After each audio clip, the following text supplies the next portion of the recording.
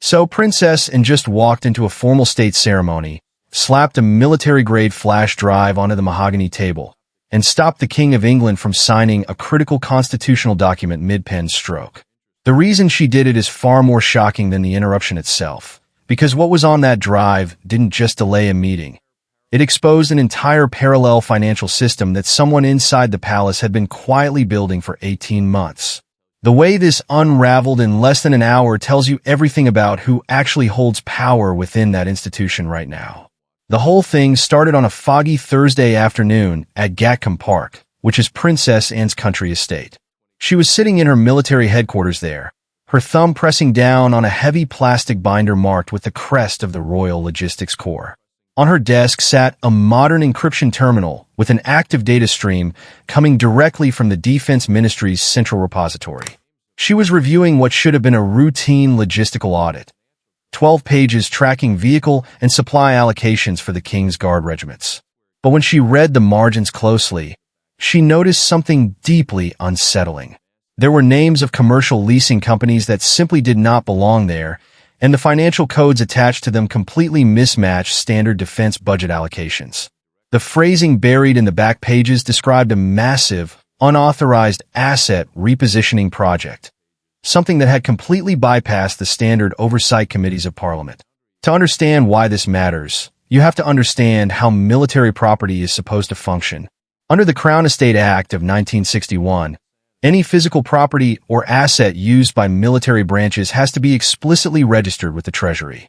The whole point is to make sure public funds never get mixed up with the sovereign's private wealth.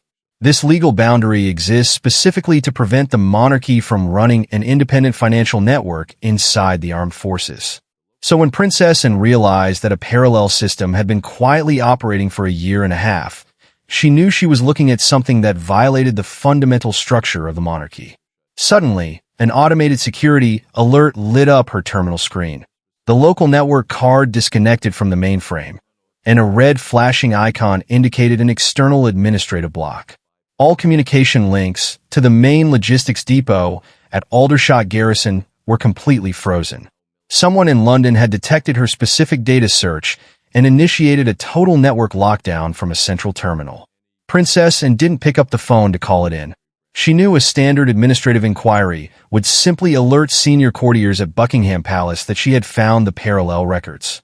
Instead, she stood up, walked across the room, and pulled a physical master backup drive from a small, wall-mounted steel safe hidden behind her grandfather's portrait. Within 10 minutes, a physical log check revealed exactly who initiated that network block. It came directly from the personal office of the keeper of the Privy Purse, answering exclusively to the King's private financial trustees. The palace had actively tried to blindfold the Princess Royal during what should have been a routine military property review. But that attempt to shut her out exposed something much bigger. The hidden ledger listed a sequence of secret bank transfers originating from a private duchy fund, moving directly into accounts held by an offshore holding firm registered in the Cayman Islands. These transfers were falsely labeled as emergency funding for specialized military transport units stationed near the capital. The destination of that money was kept entirely secret from both Parliament and the heir to the throne. The official defense logs showed no records of these transactions at all, meaning the king had used private crown wealth to directly fund a specialized security cell without the knowledge or approval of the Ministry of Defense. The institution was operating a secret security shield entirely outside the boundaries of the state apparatus. Princess Anne's team at Gatcombe immediately understood the legal vulnerability this represented. Under transparency laws, if a senior royal discovers a financial violation within a military unit under their command, they are legally obligated to report it to the parliamentary committee within 24 hours. Failure to do so would make the princess herself an accessory to an unauthorized distribution of crown resources. She didn't have the luxury of sitting on this information or handling it quietly through family channels. She ordered her personal car ready for immediate departure to London, locked the physical master backup drive inside her leather briefcase, and instructed her head driver to head directly towards St. James's Palace, where the king was scheduled to sign an upcoming Regency transition charter. Senior military staff watching the situation realized that if the king really did establish an independent, privately funded logistics cell within the regiments, the entire legal chain of command was fractured. Princess Anne arrived at the western gate of St. James's Palace at exactly 3 in the afternoon, while rain came down in sheets, bouncing off the old brick walls of the courtyard. The gate guards recognized her personal vehicle and raised the security barrier immediately, having no idea the briefcase in the back seat contained evidence that was about to paralyze an entire state ceremony. She walked through the side gallery, her boots clicking sharply on the stone tiles, marching straight toward the closed doors of the throne room, where members of the Privy Council were already gathering around the long oak table, preparing for a signing ceremony that was about to be completely derailed. Now, while all of this was unfolding in the throne room, a parallel situation was unfolding in the West Gallery. Prince William was standing with his back to a high glass window, his eyes fixed on a secure, military-grade encrypted laptop sitting open on a small gilt console table. It was exactly 4 in the afternoon. Beside him, his chief legal counsel, Jonathan Jones, was rapidly highlighting lines of digital text scrolling across the encrypted screen. The data on that display originated from the master copy of the Balmoral Castle registry files, which Princess Anne had forced into the open just minutes earlier. These weren't suggestions or allegations. They were cold administrative entries detailing a hidden financial apparatus within the Duchy of Cornwall asset pool. The spreadsheets tracked specific capital transfers from 2025 that were executed without the knowledge or signature of the prince's own financial trustees. Here is why this was such a severe violation. The Duchy of Cornwall Management Act of 1863 establishes that the revenues and land holdings of the duchy are the exclusive personal property of the heir to the throne. The whole purpose is to provide him with absolute financial independence from both Parliament and the reigning monarch. Under this law, the sovereign has zero constitutional right to interfere with, leverage, or redistribute duchy resources. Yet, these unvetted files proved a systematic bypass had occurred. The tension in the gallery became unbearable as Jonathan scrolled down to the legal definition section of the digital file. He pointed to a hidden clause buried within a routine land exchange deed signed in London during the coronation adjustments of 2024. The clause contained an archaic French legal trigger known as an asset reversion waiver. This mechanism allowed the sovereign to quietly reclaim territorial mineral rights under the guise of an emergency military defense mandate. William's face went rigid as he read it. The palace trustees used his own administrative signatures on standard property renewals to create a silent pipeline pulling resources away from his estate to fund the unvetted logistics cells managed by the king's personal advisors. The institution used the complexity of medieval property law to essentially pick the pocket of the future monarch. William immediately demanded absolute verification of the digital signatures. He wanted to know how a clause of this magnitude was inserted into his estate papers without his personal legal team flagging the text during standard review cycles. The entire administrative apparatus of his office was suddenly under a cloud of deep suspicion. The hidden waiver was resolved within 12 minutes by a forensic software scan of the file's metadata. The digital logs revealed that the clause was not part of the physical document reviewed by William's lawyers in London. It was appended to the digital registry file 3 weeks after the physical signing, utilizing a master administrative override code held exclusively by the Lord Chancellor's private sealkeeper, Sir John Dyson.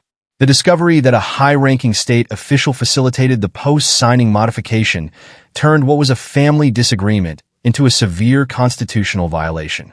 The palace trustees manipulated a public legal registry to alter the ownership of private land titles.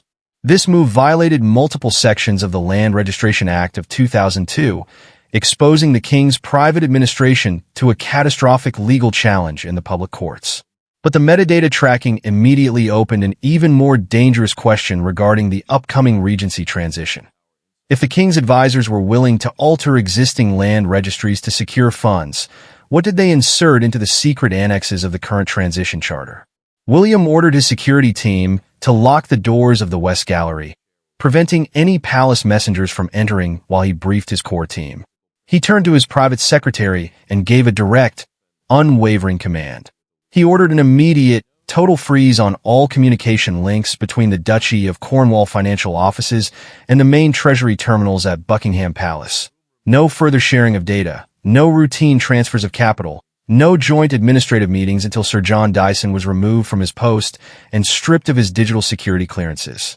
The private secretary expressed immediate concern about the public fallout of an open administrative war between the king and the heir. If the Treasury terminal showed a total lockout of Duchy data, the financial markets and the British press would realize within an hour that the core structure of the monarchy had fractured, completely destroying the stability of the transition plan. William remained entirely unmoved by this warning.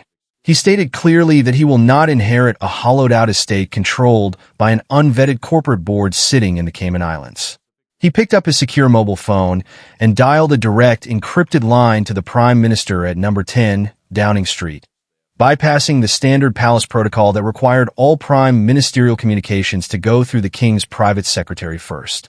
The call was clinical and absolute. William informed the head of government that his office was officially withholding its consent for the upcoming Regency Council appointments. Under current constitutional guidelines, the Prime Minister cannot present a Regency activation bill to Parliament if the next in line to the throne formally challenges the legal validity of the transition charter. The Prince had just dropped the political anchor, halting the entire machinery of the state.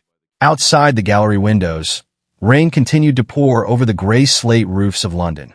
While inside, the laptop screen kept flashing with new updates as Jonathan Jones compiled the forensic report for the Cabinet Office.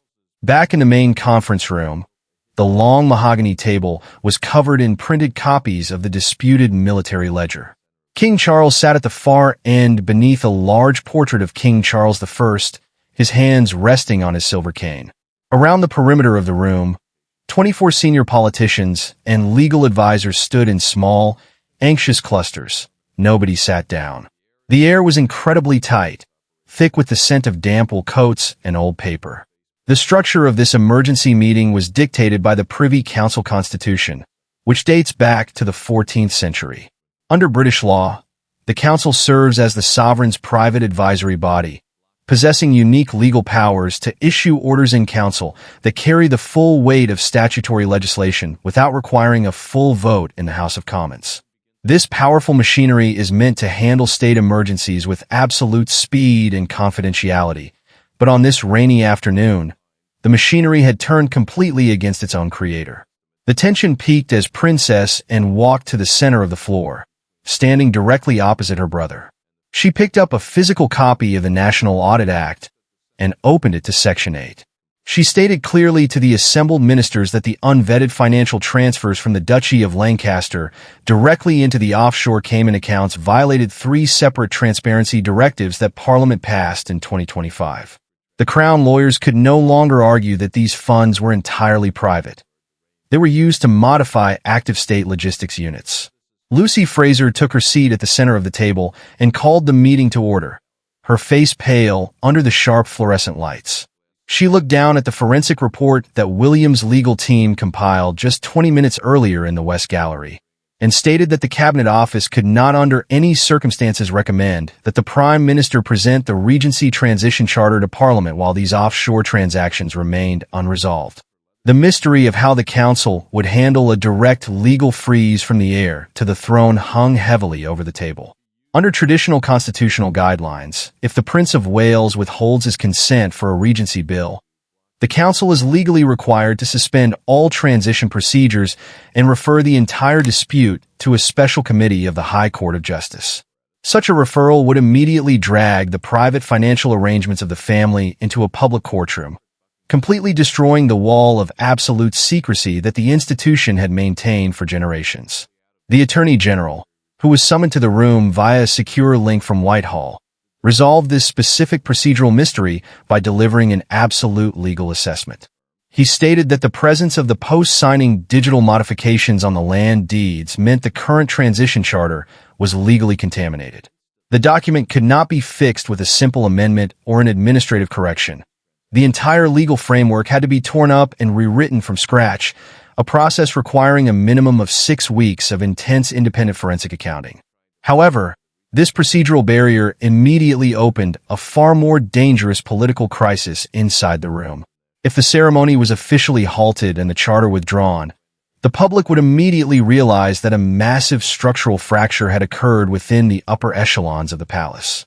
Senior ministers began arguing fiercely over the wording of the public press release. Some advised a total media blackout, while others warned that a sudden delay without explanation would trigger massive panic in the financial markets. Charles remained entirely silent throughout this bitter debate, his face tight and unreadable under the gazes of his ministers. He looked down at his fountain pen still sitting on the silver tray in the middle of the table, a useless piece of metal now that his executive authority had been thoroughly checked by his own sister. He realized that the parallel financial network his advisors meticulously constructed over the past 18 months had collapsed within a single hour, pulled apart by the very military auditing protocols he approved years earlier. Princess Anne stood her ground by the table, refusing to leave the room until a formal written postponement order was officially drafted and signed by the Lord President. She accomplished exactly what she set out to do. She blocked an unvetted corporate takeover of the Crown's traditional authority, ensuring that the historical boundary between the state's public funds and the family's private estates remained fully intact and balanced. The clock on the wall struck 5 in the evening, its deep chime echoing through the high-ceilinged room. Lucy Fraser picked up a clean sheet of official stationery, dipped her pen into the inkwell, and wrote out the formal declaration suspending the signing ceremony indefinitely. She signed her name at the bottom of the page, followed by the signatures of the 3 senior cabinet ministers present in the room, officially bringing the secret transition plan to a total, unmitigated halt. The advisors began packing their leather briefcases in absolute silence, avoiding any eye contact with the king as they filed out to the rear exits of the chamber. The confrontation was over, resolved not through public shouting or open political warfare, but through the clinical application of statutory law and historical precedent. Charles stood up from his chair, leaning heavily on his cane, and walked toward his private elevator without saying a single word to his remaining staff. The palace fell completely silent, a heavy, freezing stillness that signaled a permanent shift in internal leverage away from the monarch's private trustees and directly under the hands of Princess and the future king. Outside, the evening street lights of central London flickered on through the heavy mist. The immediate cancellation triggered an automated security downgrade across the entire perimeter of St. James's Palace. High-ranking diplomats and religious leaders who had been waiting in the adjacent Queen's Gallery were quietly directed toward the side exits by the master of the household, told simply that a technical scheduling conflict required a temporary postponement of state business. The factual reality of this sudden halt is unprecedented in the modern history of the monarchy. Under the Public Records Act, all official decisions regarding the suspension of a Privy Council ceremony must be formally logged in the Crown Office ledger within 1 hour of the event. The entry for this afternoon records the postponement under Code 44, a specific legal designation reserved for unresolved constitutional discrepancies involving the royal prerogative. The tension finally shifted from the conference room down into the underground security bunker beneath the palace courtyard. Princess Anne walked down the concrete corridor of the lower level accompanied by the Treasury Solicitor, Sir Jonathan Stevens, holding the physical backup drive containing the unvetted military logs. Rather than returning the files to the palace registry where they could be covertly destroyed, she directed them toward an independent transport vehicle dispatched directly by the High Court's Administrative Division. Sir Jonathan produced a physical preservation order signed by the Master of the Rolls under the Tribunals, Courts and Enforcement Act of 2007, explicitly designating a secure, bomb-proof basement vault beneath the Rolls building in central London as the temporary legal repository for the evidence. The physical removal of the documents placed the internal financial operations of the offshore Cayman accounts under direct independent judicial review, stripping the king's personal estate trustees of any remaining legal leverage. Outside in the courtyard, the rain finally stopped, leaving the wet asphalt glistening under the security floodlights as a line of unmarked black sedans transported the cabinet members back to Whitehall. Princess Anne watched the vehicles depart from the window of the security lobby, handing the master backup drive to the court courier who locked it inside a steel transit case with a digital combination seal. The clock on the palace tower struck 6, its deep metallic note echoing over the empty streets of the capital. The institution survived its greatest internal crisis, leaving the family to face a silent, unresolved reality where the future king and the princess royal hold the ultimate legal veto over the reigning monarch's private administration.